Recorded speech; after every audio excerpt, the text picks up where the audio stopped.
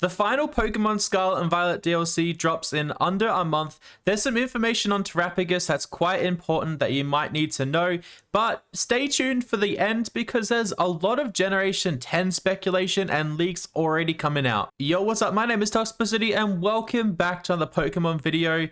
In just under a month, the Pokemon DLC is set to release.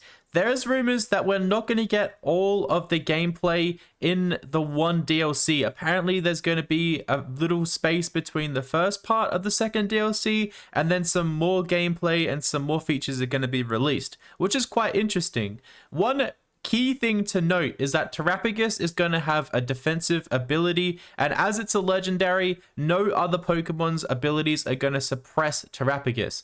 Terrapagus is obviously going to be a huge part of the Indigo Disk DLC, and I'm really excited to see this Pokemon in action. Obviously, it has the two different forms, and all of the terrestrializing capabilities of all Pokemon rely on this Pokemon.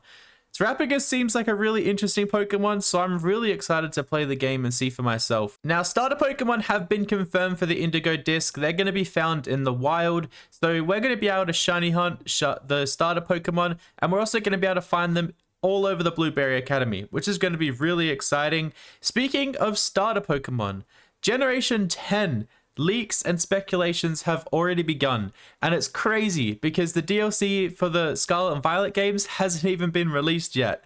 On screen right now, here's some speculation from Dusty about the Pokemon in Generation 10, the starter Pokemon in Generation 10, I should say, and then Centro and Dusty have confirmed that all the features for Generation 10 have been confirmed, including the starter Pokemon. So I'm not sure if Dusty knows some insider information about these starter Pokemon or they're just speculating, but I'm really excited to see what these Pokemon could be if these emojis match up. Given that Generation 10 is set to release possibly next year, I'm not surprised that all this information and all these features have been finalized by Game Freak, but I'm not sure if they should be already trying to pump out a game when there's a lot of issues with Scarlet and Violet that still haven't been fixed, and I don't think they're going to be fixed in the next DLC. I feel like they've just set the release date and they've kind of forgotten about Scarlet and Violet already, unless they're inputting the terrestrialized battles into the game for the certain legendary Pokemon and certain key Pokemon that are returning to Scarlet and Violet,